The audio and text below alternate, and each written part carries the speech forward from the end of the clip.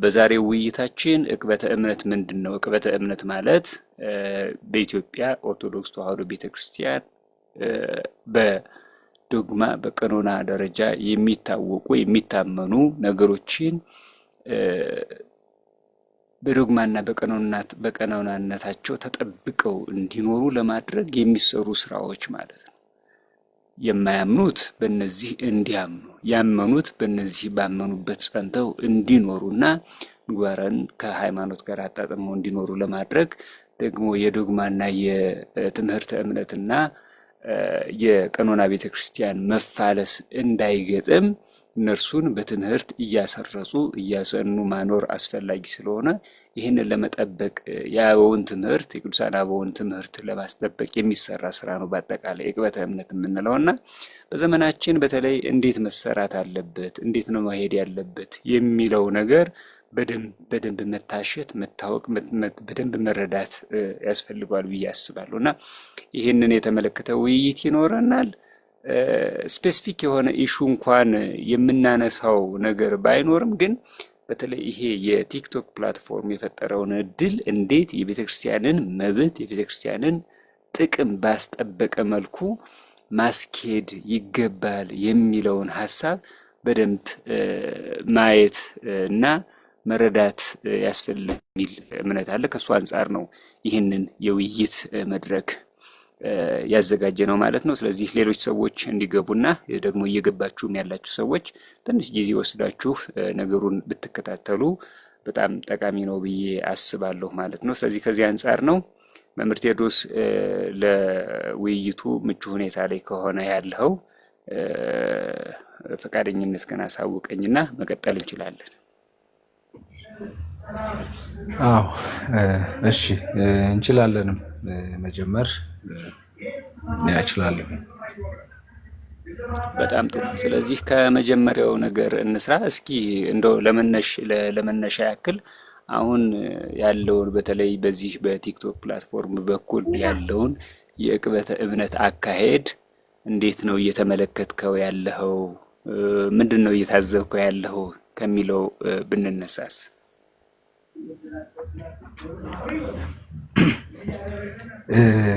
በጣም ጥሩ መምህር ዮሐንስ፣ በጣም ጥሩ ሀሳብ ነው ያነሳኸው።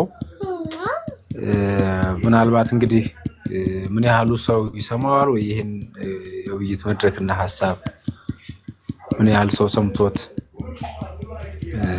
ይህን ሀሳብ ይወስደዋል የሚለው ጉዳይ የራሱ ጥያቄ ሊሆን ይችላል። ነገር ግን በተቻለ መጠን እኛ የራሳችንን ድርሻ መወጣት ይገባናል ከሚለው ሀሳብ በመነሳት ነው ይሄን ውይይት እያደረግን ያለ ነው። እንግዲህ ይሄ የዕቅበተ እምነት ጉዳይ ወይም አገልግሎት በነገረ መለኮት ትምህርት ውስጥ አንተም እንደምታውቀው ብራንች ኦፍ ቲዮሎጂ በነገረ መለኮት ትምህርት ውስጥ እንደ አንድ የነገረ መለኮት ትምህርት ወይም ጥናት ክፍል ውስጥ አንድ ብራንች ተይዞለት የሚጠና የትምህርት ዘርፍ ወይም ክፍል ነው። በአጠቃላይ መጽሐፍ ቅዱስ በሙሉ ስለ ዕቅበተ እምነት ወይም አፖሎጀቲክስ ቲዮሎጂ የሚያወራ ነው እና እንግዲህ ኢቲሞሎጂካሊ ቃሉን ከመተርጎም የተነሳ እንግዲህ ዕቅበተ እምነት አቀበ ካለው የግዕዝ ግስ የሚነሳ ቃል ነው። አቀበ ጠበቀ፣ መከላከል የሚለውን ሀሳብ ይወስዳል። ይህም ደግሞ አንድን አካል ወይም አንድን ተቋም ወይም ደግሞ አንድን ሃይማኖት የመጠበቅ የመከላከል ያ አካል ወክለህ መልስ የመስጠት ስራን የሚመለከት ነው። ዕቅበተ እምነት በዋነኝነት ሁለት አይነት ክፍሎች አሉት ተብሎ ነው እንግዲህ የሚነገረው። የመጀመሪያው ቴዎሎጂካል አፖሎጀቲክስ የሚባለው ነው። ይሄ ቴዎሎጂካል አፖሎጀቲክስ በነገረ ሃይማኖት ወይም በነገረ እምነት ዙሪያ የሚነሱ ጥያቄዎችን የሚመልስ እና መጽሐፍ ቅዱስን መሰረት ያደረገ የዕቅበተ እምነት አይነት ነው። ለምሳሌ ሰዎች ከመጽሐፍ ቅዱስ ላይ ተነስተው መጽሐፍ ቅዱስን ቤዝ አድርገው የምንፍቅና ሐሳብ ወይም ደግሞ ከመጽሐፍ ቅዱስ የተለየ መልእክት ሊያስተላልፉ ይችላሉ። ስለዚህ ሰዎች ከመጽሐፍ ቅዱስን መሰረት አድርገው ወይም በመጽሐፍ ቅዱስ አንዳንድ ሐሳቦችና ቃላት ላይ መሰረት አድርገው ተነስተው ነገር ግን የክህደት ወይም የሐሰት ትምህርቶች ሊያስተምሩ ይችላሉ። ስለዚህ ይህንን የክህደት ወይም የሐሰት ትምህርት መከላከል የሚቻለው መጽሐፍ ቅዱሳዊ የሆነ የዕቅበተ ሃይማኖት ስራ በመስራት ነው። ይህንን የቀደሙ አባቶቻችን ሲያደርጉት የነበረውና የኖሩት ነው። ለምሳሌ ከመጀመሪያው ጊዜ ጀምሮ በነቢያት ጊዜ የነበሩ ቅዱሳን አባቶቻችን ነቢያት ያደረጉት ይህንን ነው። ነቢየ እግዚአብሔር ሙሴ ከፈርዖን ጋር ይከራከር የነበረው እግዚአብሔር አለ፣ ይህም ህዝብ ደግሞ የእግዚአብሔር ህዝብ ነው፣ ስለዚህ ህዝቤን ልቀቅ ይላል እግዚአብሔር በሚል ነው። ፈርዖንም ደግሞ እግዚአብሔር ማን ነው? እግዚአብሔርን አላውቅም ህዝቡንም አልለቅም በሚል ክርክር ነው ሲያደርጉ የነበሩ። ስለዚህ ይሄ ዕቅበተ እምነት ነው። እነ ኤልያስ እነ ኤልሳ ከበዓል ቤት ጣዖት ካህናት ጋር ያን አይነት ክርክር ያደርጉ የነበሩት የእግዚአብሔርን ህዝብ ለመጠበቅ እና የእግዚአብሔርን ትእዛዝ ለማስጠበቅ ነው። ከዛም በኋላ ደግሞ በሐዲስ ኪዳንም ስንመለከት ቅዱሳን አባቶቻችን ሐዋርያት በሐዋርያት ሥራ ምዕራፍ 2 ላይ እነ ቅዱስ ጳውሎስ በነገስታት ፊት ቆመው በእነ አግሪጳ በእነ ፊሊክስ ፊት ቆመው የሐዋርያት ሥራ ምዕራፍ 22 ላይ ሲያደርጉ የነበሩት ነገር በሙሉ ሃይማኖትን የመጠበቅ የማስጠበቅ ስራ ነው። ከዛም በኋላ ሐዋርያን አበው የምንላቸው ከሐዋርያት በኋላ የተተኩት አባቶቻችን የሰሩት ስራ ይሄን የዕቅበተ እምነት ስራ ነው የሰሩት። እነ የመጀመሪያዎቹ አባቶች የሚባሉት እነ ዮስጢኖስ ወይም ጀስቲን ዘ ማርተር፣ እነ ሄራኒዮስ፣ ሌሎቹም በርከት ያሉ አባቶቻችን እነዚህ በቃ አፖሎጀቲክስ ነው ተብሎ የሚጠቀሱት። ምክንያቱም በዚያ ዘመን የነበሩ መናፍቃንን በመመለስ በጣም ትልቅ ስራ ነው ሲሰሩ የነበሩት። እነ ሄሬኒዮስ ከመርሲያን ጋር ከመርቂያን ከምንለው ጋር በጣም ትልቅ ዲቤት ነው ሲያደርጉ የነበሩት። ወደ 5 የሚደርሱ መጽሐፎቹን ጽፏል። አጌንስት ሄረሲ የሚል መጽሐፎቹን ወደ 5 ቮሊዩም የሚደርሱ ትልልቅ መጽሐፎቹን ጽፏል። ከዛ በኋላ እነ አትናቴዎስ ከአሪዮስ ጋር በጣም ትልቅ ክርክር ያደርጉ ነበር። እነ ቅዱስ ቄርሎስ ከንስጥሮስ ጋር ሌሎችም አባቶቻችን በዚህ አይነት መንገድ የሰሩት ስራ ነው እና የመጀመሪያው እንግዲህ አሁን ቴዎሎጂካል አፖሎጀቲክስ የምንለው አይነት ነው። ነገረ ሃይማኖትን በተመለከተ በመጽሐፍ ቅዱስ ላይ እና በነገረ እግዚአብሔር ላይ የሚነሱ ጥያቄዎች ማለት ነው። ሁለተኛው የአፖሎጀቲክስ ስራ ፊሎዞፊካል አፖሎጀቲክስ የምንለው ነው። ያ ደግሞ ምንድን ነው? በቃ ከመሰረቱ እግዚአብሔር የሚባል እንደውም የለም። በቢግ ባንግ ቲዮሪ ነው የምናምነው፣ ወይም ደግሞ ይሄ ዳርዊኒዝም ቲዮሪ ነው የምናምነው፣ በፍልስፍናና በሎጂክ ነው የምናምነው የሚሉ ሰዎች የሚያነሷቸው ጥያቄዎች አሉ። ስለዚህ እነሱን ለመመለስ ደግሞ የግድ አንተም ደግሞ ፊሎዞፊካሊ መመለስና መጠየቅ የምትችል መሆን አለብህ፣ ያስፈልጋል። ስለዚህ ሁለተኞቹም በዚህ መንገድ የምንመድባቸው ናቸው እና ይሄ የዕቅበተ እምነት አገልግሎት ወይም ስራ ከቀድሞ ከነቢያት ጊዜ ጀምሮ ከዚያ በኋላ በአዲስ ኪዳን በሐዋርያን አበው ዘመን በዛም ደግሞ በሰማዕታት በዘመነ ሰማዕታት እንዲሁም እስካሁን ቤተክርስቲያን እስካለችበት ዘመን ድረስ የነበረ አገልግሎት ነው። ስለዚህ በዚህ ዘመንም ደግሞ ይሄ የአፖሎጀቲክስ ስራ የሚቀጥል ነው። ምክንያቱም ሃይማኖት አይቀየርም ወይም ትምህርት አይቀየርም። ነገር ግን መናፍቃንና የመንፍቅና ሐሳቦች ግን በየጊዜው እየተቀያየሩ ይመጣሉ። ለምሳሌ አሁን እኛ ባለንበት በዚህ ዘመን በጣም the most challenging የምንለው ነገር ምንድነው? by itself the secularism is the problem። ሴኩላሪዝም በራሱ በጣም ትልቅ ችግር ነው። ፕሮቴስታንቲዝም በራሱ በጣም ትልቅ ችግር ነው። ኢስላሚዝም by itself it is a big problem። እና እንዲህ አይነት ችግሮችን ደግሞ አብረህ በዛው መንገድ አንተም አፕዴት እያደረግ መፍታት አለብህ። ስለዚህ ዘመናችን አሁን የሴኩላሪዝም ትልቅ ችግር አለበት፣ የግሎባላይዜሽን ትልቅ ችግር አለበት፣ የሞደርኒዝም ፖስት ሞደርኒዝም ትልቅ እሳቤዎች አሉበት፣ ፖስት ሞደርኒዝም እሳቤዎች አሉበት። ስለዚህ የቤተክርስቲያን አባቶችም እና መምህራንም ደግሞ በዛው መጠን ራሳቸውን አፕዴት እና ለምዕመናን የሚነሱ ጥያቄዎችን እያወቁና እያሰቡ መሄድ አለባቸው። ከዚህ የተነሳ በእኛም ቤተክርስቲያን እንግዲህ አሁን በዚህ በተፈጠሩት የዲጂታል መንገዶች ብዙ አባቶቻችን ወንድሞቻችን ይሄ የዕቅበተ እምነት ስራን እየሰሩ ነው። ስራውን መስራቱ በራሱ በጣም ትልቅ ስራ ነው። ምክንያቱም አንተም ቅድም እንደጠቀስከው በግል የተጀመረ ስራ ነው እንጂ ቤተክርስቲያን እንደመዋቅር ወይም እንዳስተዳደር የጀመረችው ስራ ስላልሆነ በጣም ትልቅ ስራ ነው። መቀጠልም አለበት፣ መደገፍ አለበት። ነገር ግን እንዴት ባለ መንገድ እናስኪደው ምናምን አሁን ደግሞ ያለበት ሁኔታ ምን ይመስላል የሚለውን ምናልባት ወደኋላም በጥያቄ መንገድ የምታነሳው ይመስለኛል እና እሱን ወደኋላ ላቆየው። ለጊዜው ያለኝ ሀሳብ ይሄን ይመስላል።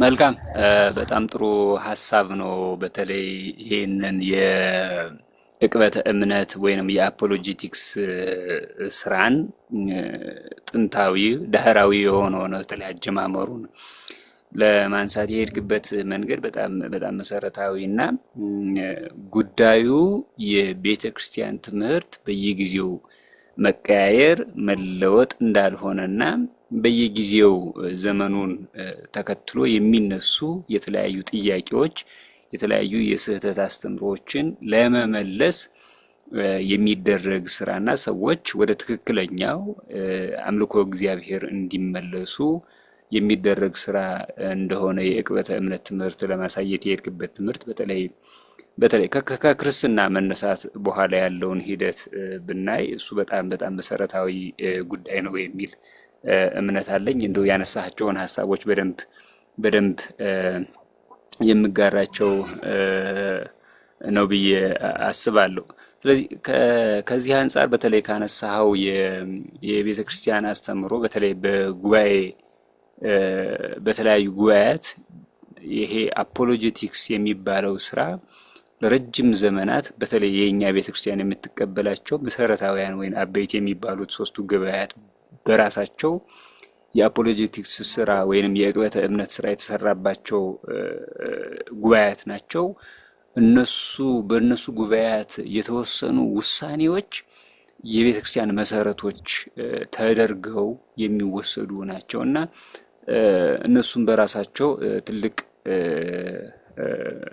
የሚጠቀሱና የሚስተዋሉ ነገሮች ናቸው። ምናልባት አሁን ዘመን ላይ በዚህ በእኛ ጊዜ ያለውን የአፖሎጂቲክስ ስራ በዘመነ ሐዋርያን አበው እና በዘመነ ሊቃውንት ከነበረው የዕቅበተ እምነት አካሄድ አንጻር አይተህ ምናልባት የምታቀርበው ሀሳብ ካለህ ወደ ሌሎቹ ጥያቄዎች መንደርደሪያ እንዲሆነን በዘመነ ሐዋርያት በሐዋርያን አበውና በዘመነ ሊቃውንት የነበረው የዕቅበተ እምነት አካሄድ እና በአሁን ዘመን ያለው የዕቅበተ እምነት አካሄድ ምንድነው? ልንማርባቸው የሚገቡ ነጥቦች ስላለህ። በጣም ጥሩ ሀሳብ ነው ያነሳው። ሀሳቡ ጥሩነቱ ከምን የተነሳ መሰለ? እንዲህ አይነት ጉዳዮችን ማንሳት ለሰማያን ምናልባት የሚያሰለቹ ሊሆኑ ይችላሉ። አዶን ነው ሰው አሁን ከዚህ በፊት እንደምናወራው ቶሎ አጭር ነገሮችን እየሰማ መሄድ ነው የሚፈልገው እና ከሱ አንጻር ላይሆኑ ይችላል። ግን ለታሪክና ለማህደር እንዲህ አይነት ጉዳዮችን ተናግሮ እና አመጣጦቹን አስቀምጦ መሄድ ግን በራሱ መንገድ በጣም ጥሩ ነው ብዬ አስባለሁ። አሁን እንግዲህ ከዚህ ከዋነኞቹ ከምናውቃቸው ጉባኤያት በፊት ለምሳሌ ከኒቂያ ጉባኤ በፊት ወይም ደግሞ የመጀመሪያው ጉባኤ በነገራችን ላይ በቤተ ክርስቲያን በ50 ዓመተ ምህረት በሐዋርያት የተደረገው በኢየሩሳሌም የተደረገው የሐዋርያት ጉባኤ ነው። የሐዋርያት ሲኖዶስ የምንለው ማለት ነው። እና በእነዚህ ጊዜዎች ላይ የሚነሱ ጉዳዮች አዲሶች ነበሩ፣ ከዚህ በፊት ያልተፈጠሩ እና አዲስ ውሳኔ የሚያስፈልጋቸው ነበሩ። ለምሳሌ እንግዲህ ይሄ የክርስትና እምነት ከአይሁድ እምነት የቀጠለ ዘ ኮንቲኒዩሽን ኦፍ ዘ ጁዳይዝም ነው የሚባለው ዘ ኒው ቴስታመንት እና ይሄ የሐዲስ ኪዳን በሚቀጥልበት ጊዜ ከኦሪት ወይም ከአይሁድ እምነት ወደ ሐዲስ ኪዳን በሚቀጥልበት ጊዜ በዚህ በትራንዚሽን ፔሪየድ በምንለው ጊዜ የተፈጠሩ ክፍተቶች ነበሩ። ለምሳሌ በብሉይ ኪዳን የሚበሉ እንስሳት አሉ፣ የማይበሉ እንስሳት አሉ። በብሉይ ኪዳን የሚፈጸም ግርዘት ነበረ፣ በሐዲስ ኪዳን የማይፈጸም ግን ግርዘት አለ። ስለዚህ ከአይሁድ ወደ ክርስትና የመጡ እና ከአህዛብነት ወደ ክርስትና የመጡ ሰዎች ሁለቱ ትልቅ ግጭት ይፈጥሩ ነበር። የሐዋርያት ሥራ ምዕራፍ 7 ላይ ይሄ በግልጽ ተጽፏል። ስለዚህ ቅዱሳን ሐዋርያት ምንድነው ያደረጉት? በቅዱስ ማርቆስ ሰብሳቢነት በኢየሩሳሌም ተሰብስበው ይሄን ውሳኔ ነው የወሰኑት። በመብል ምክንያት ማንም እንዳይፈርድባቸው፣ ነገር ግን ማንም ሰው የታነቀ እንዳይበላ ወይም ደግሞ በዝሙት እንዳይረክስ፣ ለጣዖት የተሰዋውን እንዳይበላ ብለው ወስነው ከዚህ ውጭ ያለውን ግን የፈቀድን መሆኑን በማለት ከሌላ እምነት ለምሳሌ ከግሪኩም ከሌላውም ከአህዛብ እምነት የሚመጡ ሰዎችን ወደ ክርስትናው ለመቀላቀል እንዳይቸገሩ ማድረግ ማለት ነው። ይህን ስራ ሰርተዋል። አሁን ተመልከት፣ በዚህ አይነት ውሳኔ ላይ የተወሰኑት ውሳኔዎች በጣም አዲሶች ናቸው። አዲስ ውሳኔ ነው የተወሰነው። ምሳሌ አንድ ሰው ከጣዖት አምላኪነት ወደ ክርስትና ሲመጣ ምንድነው ማድረግ ያለበት? እንዲሁም ደግሞ እግዚአብሔርን ያመልክ ከነበረበት ከአይሁድ እምነት ወደ ሐዲስ ኪዳን እምነት ሲመጣ ምንድነው ማድረግ ያለበት? ምንድነው መተው ያለበት? አዲስ ውሳኔ ነው የሚወሰነው። በኒቂያ ጉባኤም ደግሞ የሃይማኖት ፎርሙላ የምንላቸው ለምሳሌ አሁን በነገረ ስላሴ ጉዳይ ስላሴ በዚህ አንድ ነው፣ ስላሴ በዚህ ሶስት ነው፣ ኢየሱስ ክርስቶስ ከአባቱ ጋር አንድ ነው፣ በጴንጤና በጲላጦስ ዘመን የሞተ የተቀበረ እንዲህ ነው በማለት የተወሰኑ ውሳኔዎች ናቸው።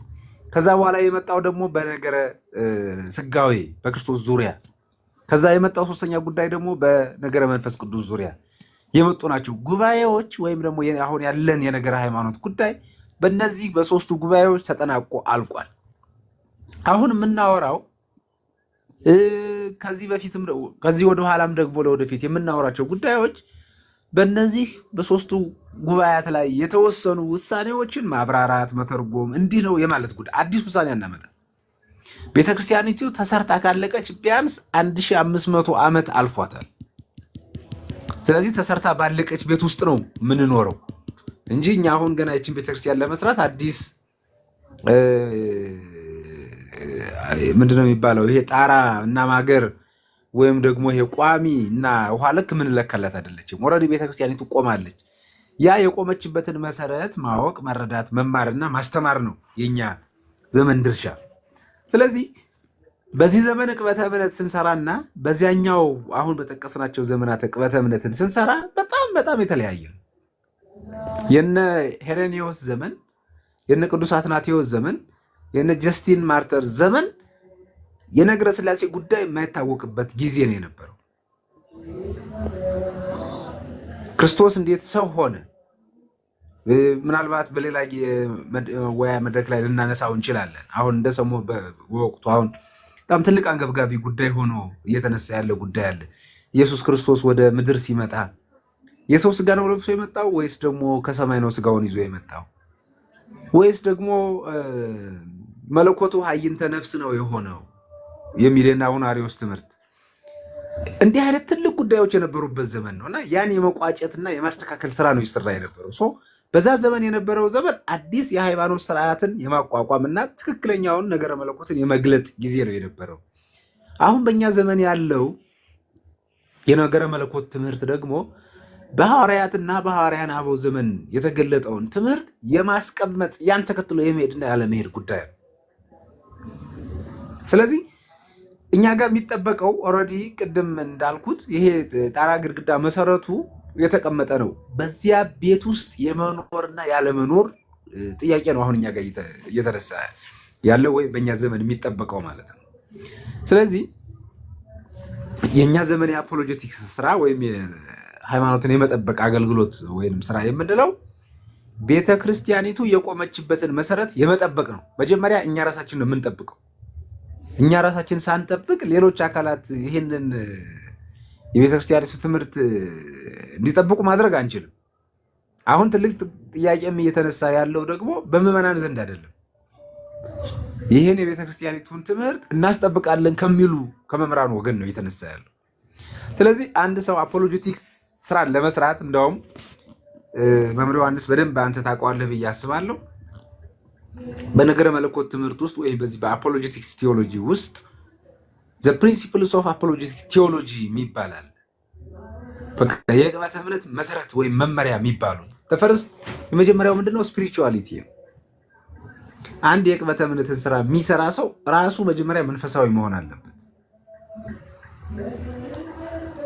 ምንድነው በኦርቶዶክስ ቤተክርስቲያናት ዘንድ ይሄ መንፈሳዊነት እንዴት ነው የሚተረጎመው መሰለ?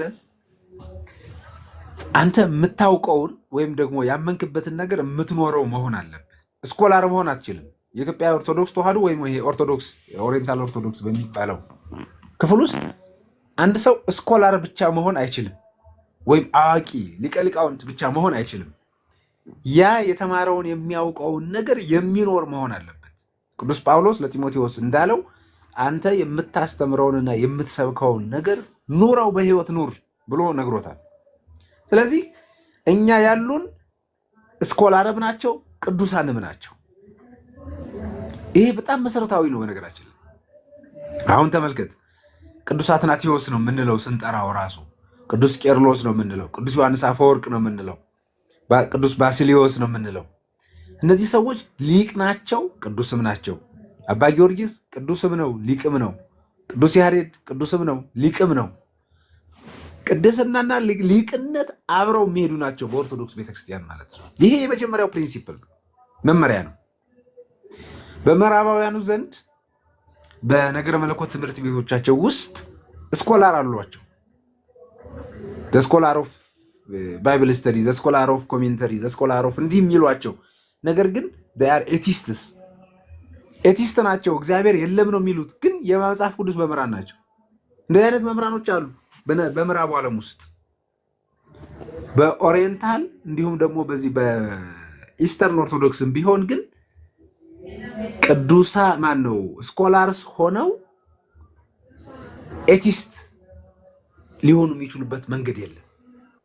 ስለዚህ ቅድስናን ከእውቀት ጋር እውቀትን ከቅድስና ጋር ማያዝ በጣም የግድ ያስፈልጋል። ሶ አይ ቲንክ አሁን የኛ ዘመን ትልቅ ፈተና ይመስለኛል በዚህ በጥብቅና ወይም በአፖሎጀቲክስ ስራ ውስጥ ትልቁ ችግር ይሄ ይመስለኛል። we have so many scholars፣ በጣም ስኮላሮች አሉን። መጽሐፍ ቅዱስን በየትኛው መንገድ ያነበቡ፣ ኮሜንታሪ በተለያየ መንገድ ያነበቡ፣ ፓትሪስቲክ ስቴዲዎችን ኮሜንታሪዎችን ያነበቡ፣ ግን የቅድስና ህይወት የሌላቸው ሰዎች አሉን። ይሄ በጣም ትልቅ ችግር ነው። ሁለተኛው ፕሪንሲፕል ምንድነው? አንድ አፖሎጀቲክስን ስራ የሚሰራ ሰው ዶግማቲክ ኖሌጅ የግድ ያስፈልገዋል። ምን ማለት ነው ይሄ ዶግማቲክ ኖሌጅ ያስፈልገዋል ስንል፣ ለምሳሌ እኔ የኢትዮጵያ ኦርቶዶክስ ተዋህዶ ቤተክርስቲያን አማኝ ነኝ። አንድ ሰው ደግሞ የኢትዮጵያ ኦርቶዶክስ ተዋህዶ ቤተክርስቲያንን መምህር ሆኖ ይችን ቤተክርስቲያን የቅበተ እምነት ስራ የሚሰራ ከሆነ ቤተክርስቲያኑ የምትለውን ትምህርት የማወቅ ግዴታ አለበት። የኢትዮጵያ ቤተክርስቲያን በነገረ ስላሴ ዙሪያ ምንድነው ትምህርቷ? በጥምቀት ዙሪያ ምንድነው ትምህርቷ? በሚስጥረ ስጋዊ ዙሪያ፣ በሌሎቹም ሚስጥራት ዙሪያ ቤተክርስቲያኒቱ ትምህርቷ ምንድነው የሚለውን የማወቅና ያን አምኖ ያንን ነው ለምዕመናን የማስረጽ ስራ የሚጠበቅበት ማለት ነው። ስለዚህ ዶግማቲክ ኖሌጅ የግድ ያስፈልገዋል። ይሄም ቅድም እንዳልኩት በጣም ትልቅ ችግር ነው አሁን በእኛ ወቅት ማለት ነው። የመጀመሪያ የቤተክርስቲያኒቱን የኦርቶዶክስ ቤተክርስቲያንን የዶግማ ጉዳይ ያልጠነቀቁ መጋቤ ሐዲስ እሸቱ የሚሉት አላቸው። ይሄ አትሮንስ ስር ያሉ ምንድን ነው የሚሉት? ይሄ አትሮንስ ያልገጫቸው ተማሪዎች አሉ የሚሉት አላቸው። አትሮንስ ያልገጫቸው ሚስጥር ያላደላደሉ ማለት ምን ማለት መሰለ? አንድ ደቀ መዝሙር በቆሎ ትምህርት ቤት እንደምታውቀው ሲያጠፋ መምሩ ና ብሎ ይሄ እንዲህ ነው ብሎ ይመልሰዋል፣ ወይ በአትሮንስ ይገጨዋል ማለት ነው። ያ ያልገጫቸው ማለት ነው። በጣም ትልቅ ችግር ነው።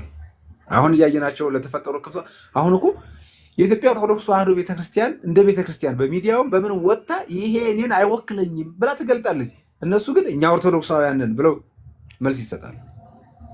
ስለዚህ ይሄኛው በጣም ትልቅ ፕሪንሲፕል ነው። ሶስተኛው እና አራተኛውን ጠቅለል አድርጎ ለመግለጽ ያህል ይሄ ሴኩላር የሆነ ኖሌጅ ያስፈልጋል። አፖሎጄቲክስ ስራን ለመስራት ሴኩላር የሆነ ኖሌጅ ያስፈልጋል። ምክንያቱም ቅድም ብራንች ኦፍ አፖሎጄቲክስ ቴዎሎጂን በገለጥንበት መንገድ ቴዎሎጂካል አፖሎጄቲክስ አለ፣ እንደ ፊሎዞፊካል አፖሎጄቲክስ አለ። ይሄ የፊሎዞፊውን የሎጂኩን ለመመለስ የግድ ሴኩላር የሆነውን እውቀት የማወቅ እንትን ያስፈልጋል። አራተኛው ፕሪንሲፕል ከሎጂክ አንጻር የሚነሱ ጥያቄዎች አሉ። ስለዚህ እነዚህን ሎጂካል በሆነ መንገድ ለመመለስ የሎጂክ ኖሌጅ ያስፈልጋል እና በእኛ ዘመን እንግዲህ የአፖሎጄቲክስ ስራ ከቀደሙት ዘመናት የሚለይበት ጊዜ አለ። ትምህርቱ አንድ ነው። መምህራኖቹ እንደሚሉን እውቀትና ትምህርት እንደ አባቶቻችን፣ የማስተማሪያ መንገድና ዘዴው ወይም ጥበቡ ግን እንደ ዘመናችን እንደተባለው ሁሉ የአፖሎጄቲክስ ስራን በእኛ ዘመን ጊዜው በፈቀደው መንገድ ምዕመናን ሊወዱትና ሊከተሉበት በሚፈልጉት መንገድ ማስኬድ ያስፈልጋል ብዬ አስባለሁ። መምህር ዮሐንስ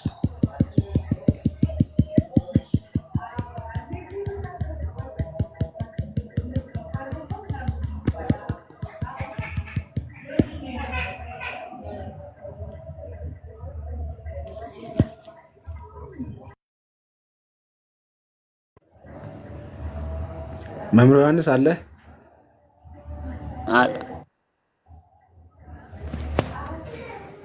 ኦኬ፣ አጥፍቼው ነበር ማለት ነው። አዎ፣ በጣም የሚገርሙ ሀሳቦችን ያነሳኸው።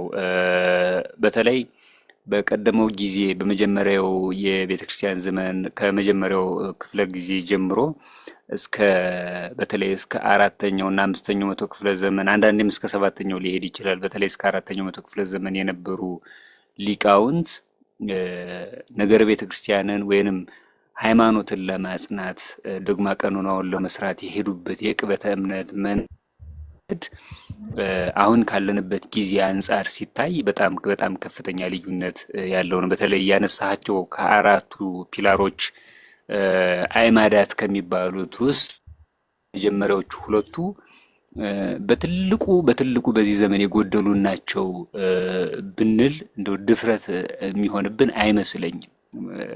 አንደኛው መንፈሳዊነት ነው።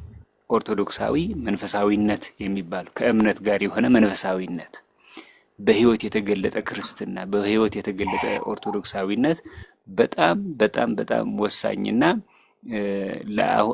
አሁን ያለንበት ዘመን ላይ ያሉ መምህራን ያለን ሰዎች በትክክል ልንበት እንደውም ያለው መምታታትም ያለው አጠቃላይ ችግርም ውጣ ውረዱም ከዚህ መሰረቱ ምንጩ ሊሆን የሚችለው ይሄ ነው የሚል እምነት አለኝ። ስለዚህ አንዱ ትልቁ ያነሳው ነጥብ በጣም መሰረታዊ ነጥብ ነው። ሁለተኛው ደግሞ ዶግማቲክ እውቀት ነው። ቤተክርስቲያኒቱ ምንድነው የምታስተምረው? በአንድ ጉዳይ ላይ ጉዳዩ ኮንትሮቨርሻል ሊሆንም ይችላል ላይሆንም ይችላል። ግን በቤተክርስቲያን ውስጥ ያለው ዶግማቲክ አፕሮች ዶግማቲክ ቲዮሎጂ ምንድን ነው የሚለውን ጠንቅቆ ማወቅና ከዚያ መሰረትነት ሌሎችን ማብራራት መጀመር።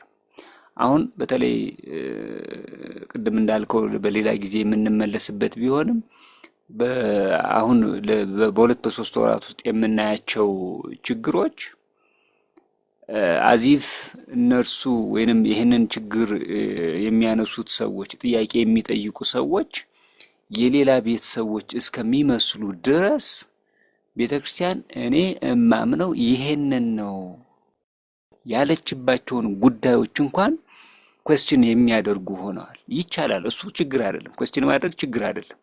ግን መልስ ሲሰጥ እኔ ይሄንን ነው እማምነው ብላ ቤተክርስቲያን ስትሰጥ ያንን አለመቀበል በቤቱ ለመቆየት ዋስትና አይሆንም። ስለዚህ አንደኛው ችግር ኦርቶዶክሳዊ ዶግማቲክ እውቀት ወይንም ስነ መለኮት እውቀትን ወይንም ትምህርት ኖሎት የሚባለውን ትምህርትን ወይም ምህሮ የሚባለውን ሐሳብ አውቆ በዚያው ያንን መሰረት አድርጎ መንቀሳቀስ ማብራራት። ምክንያቱም ያ ነው መነሻ ለሚሆን የሆነን የሚችለው እሱን አለማድረግ ችግሮች ይታያሉና እሱ በጣም በጣም መሰረታዊ ችግር ነው ብዬ አስባለሁ እና በደንብ ልንሄድበት የሚገባ ጉዳይ ነው ብዬ አስባለሁ። ሌሎቹም ያነሳቸው ነጥቦች በተለይ እንደ አፕሮች የሚታዩ ናቸው።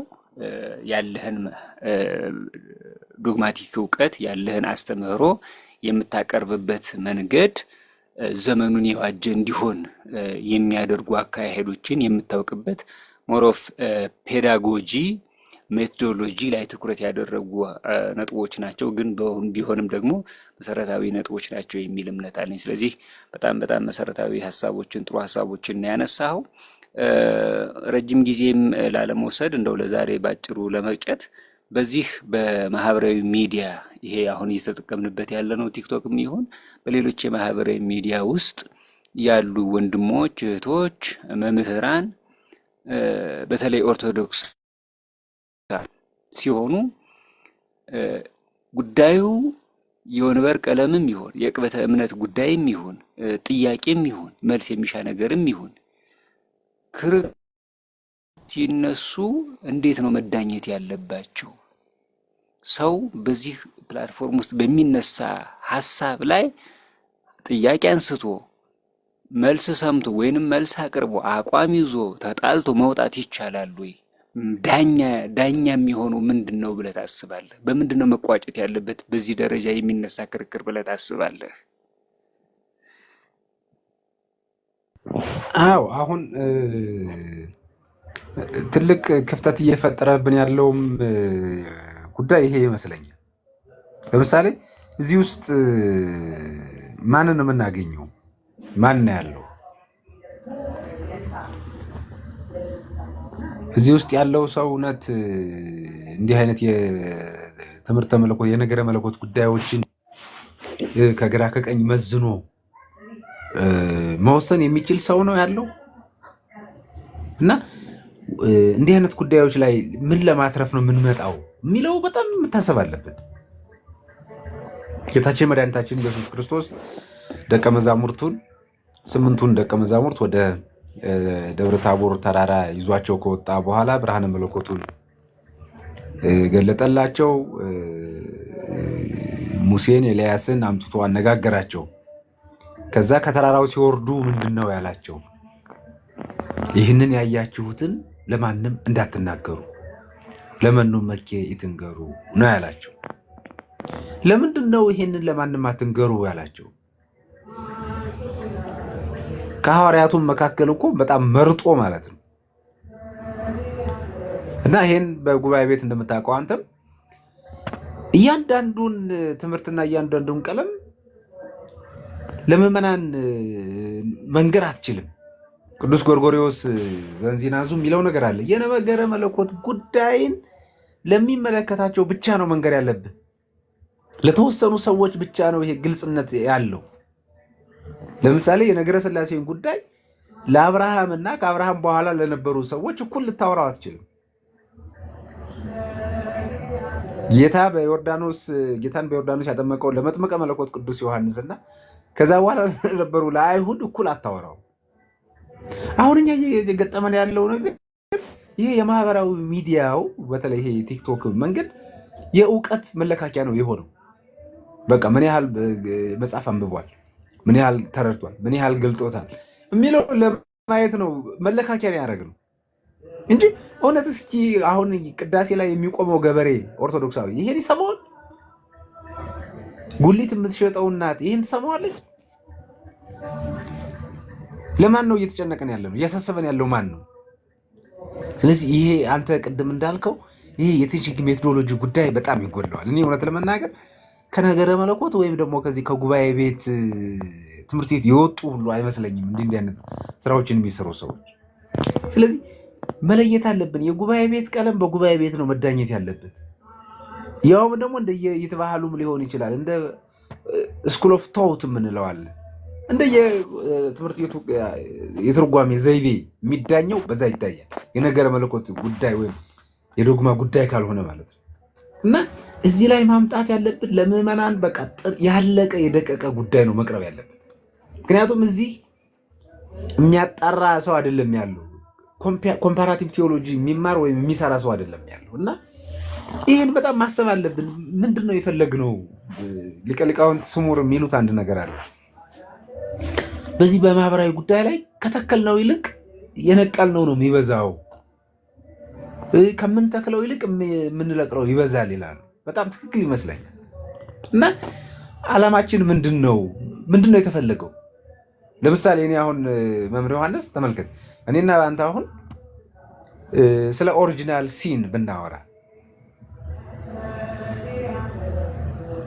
ወይም ደግሞ በጣም ከባድ ስለሚባል አንድ የነገረ መለኮት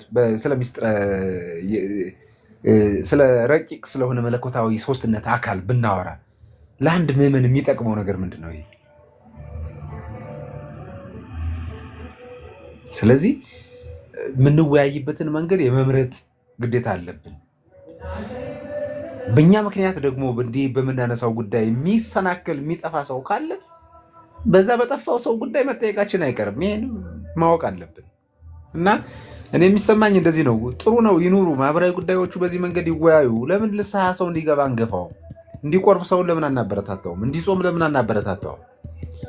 እንዲህ አይነት የነገረ መለኮት ጉዳዮችን ለምንድን ነው በየሰንበት ትምህርት ቤት ኮርሱ በሌሎቹ ጉዳዮች ላይ በዚያ ውስጥ ቀርበን የማናወራው? በጣም የሚያሳዝን ነገር እዚህ ማህበራዊ ጉዳይ ላይ የምታያቸውና ምን በብዛት መልእክት የሚያስተላልፉ ሰዎች ሰንበት ትምህርት ቤት ላይ የሉም፣ የወጣቶች ጉባኤ ላይ የሉም። እዚህ ዲጂታል ሚዲያ ላይ ብቻ ነው ያሉት። እና እኔ እንደው እፈራለሁ ዲጂታል ሚዲያ ላይ የፈጠርናቸው ሰዎች ዲጂታል ኦርቶዶክስ ብቻ ሆኖ የሚቀሩ ሁሉ ይመስለኛል። እዚሁ ላይ ያሉ፣ እዚሁ ላይ ይማራሉ፣ እዚሁ ላይ ይኖራሉ። ቤተክርስቲያን ሄደው አያስቀድሱም፣ አይቆርቡም። በቃ ዲጂታል ናቸው። እና እኔ በዚህ መንገድ ብናየው ብዬ አስባለሁ። ምናልባት የጥያቄ ይህን ዋና ሀሳቡን አግኝቸው ከሆነ ማለት ነው መምህር ዮሐንስ። በትክክል በደንብ ነው ያገኘኸው። ጥሩ ሀሳቦችንም ነው ያነሳህበት። እንዳልከውም በዚህ ፕላትፎርሙ ሚንስ ነው እንጂ ኢንድ አይደለም። ይህንን እንደ ሚንስ መጠቀም እንደን በዚህ አካባቢ ያሉትን ሰዎች እስካሉ ድረስ እዚህ ውስጥ ተደራሽ መሆን ለእነዚህም በሚፈለገው ልክ ትምህርተ ቤተክርስቲያንን ማቅረብ ማስተማር፣ ግን ደግሞ ቤተክርስቲያን የቤተክርስቲያን ትምህርት የቤተክርስቲያን ዓላማ ክርስቲያኖች ምዕመናን አማኞች እውቀት እንዲኖራቸው በአንድ ጉዳይ ላይ አይደለም። በዚህ የወንበር ቀለም በምንላቸው ኮንትሮቨርሻል በሆኑ ሀሳቦች ይቅርና በመደበኛ የቤተክርስቲያን ትምህርቶች እንኳን እውቀት ብቻ እንዲኖራቸው አይደለም ቤተክርስቲያን የምታደርገው። ጥሩ ነው፣ እውቀት እንዲኖር ማድረግ ጥሩ ነው። በዋናነት ግን ጉዳዩን ማስረጽ፣ ከዛ ወደ ተግባር እንዲሄዱ ማድረግ ነው። ሚስጥራትን እንዲካፈሉ ወደ ቤተክርስቲያን እንዲቀርቡ ማድረግ እንጂ እውቀቱን ይዘው እንዲኖሩ ማድረግ ብቻ አይደለም። እንዳልከውም ደግሞ ወደፊት ይሄ ነገር እየገፋ የሚሄድ ከሆነ እንዳልከው ዲጂታል የሆነ ማህበረሰብ ዲጂታል የሆነ አማኝን ወደ መፍጠር እዚሁ ተጀምሮ በማህበራዊ ሚዲያ ተጀምሮ በማህበራዊ ያለቀ ነገር መፍጠር የማይቀር ነው ብዬ አስባለሁ። እና እሱ ትክክል አይደለም። እሱ መዳኘት እርቅ መፈጠር ያለበት ደግሞ በዚህ አካባቢ ያሉ የሚሰሩ ሰዎችም መምህራኑም ይሄ ጉዳይ ለኮንትሮቨርሻል ለሆኑ ኢሹዎች ብቻ መወያያ ሜዳ መሆን የለበትም። ይሄ ፕላትፎርም ምዕመናን ተሰባስበው የተሻለ ስራ የሚሰሩበት፣ ወደ ቤተክርስቲያን የተሻለ የሚቀርቡበት፣ ቤተክርስቲያናቸውን የተሻለ የሚያውቁበት ያ መንገድ መፈጠር አለበት ብዬ አስባለሁ። እና እሱን በሂደት እየተስተካከለ የሚሄድበትን መንገድ እኛም የድርሻችንን መወጣት፣ ሌሎችም በዚህ ደረጃ እንዲወጡ እንዲያዩ ማድረግ ይገባል ማለት ነው። እንግዲህ ለዛሬ የተወሰኑ ደቂቃዎችን ቆይተናል። ለዛሬ ጉዳዩን በዚህ እንቋጨውና በሌላ ክፍል ተመልሰን ይህንኑና ተጨማሪ ሀሳቦችን በተለይ በዋናነት እነዚህ አጨቃጫቂ የሆኑ ሀሳቦች በቤተክርስቲያን እይታ ምን ይመስላሉ፣ ቤተክርስቲያን በእነዚህ ጉዳዮች ላይ ምንድነው የምታስተምረው የሚሉ ነጥቦችን የምናነሳ ይሆናል ብዬ አስባለሁ። ለዛሬ በነበረን ጉዳይ ላይ መምህር ቴዎድሮስ ያነሳቸው ሀሳቦች በጣም በጣም ጠቃሚዎች ናቸው። እጅግ እናመሰግናለን። እግዚአብሔር ያክብርልን። እንግዲህ ይሄ ነው ያለ መጨመር ያለብኝ የምትለው ሀሳብ ካለ ጨምር፣ ያለዛ በዚሁ እንሰነባበት። አይ ኦልሬዲ ጥሩ ኮንክሉዥን ነው አንተም የሰጠኸው። ስለዚህ ጥሩ ቀስ በቀስ እንግዲህ ይሄን እንግዲህ መሰረታዊ የሆነ ነገር ነው እያወራን ያለ ነው። ያው ይሄን ለመከታተል ትንሽ ትዕግስትና ደግሞ እንዲህ አይነት ነገሮች ይጠይቃሉና እሱን ከሰማያን ያስፈልጋል። አንተም ይሄን ነገር በጥሩ መንገድ ነው ያስኬድከው። በቀጣይ ደግሞ በደንብ ተዘጋጅተንበት መረጃ ማስረጃዎችን እየያዝን ሪፈረንሶችን እየጠቀስን የምናስኬድበት ጊዜ ይኖራል። በጣም ነው እኔም ስለሰጠህን ጊዜ የማመሰግነው። የተለየ ሀሳብ የለኝም።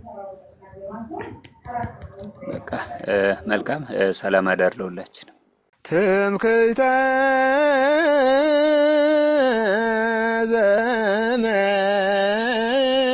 ዘመድነ ትምክህተ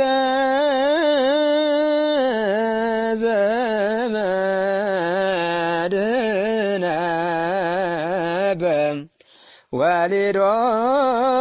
በወሊዶተ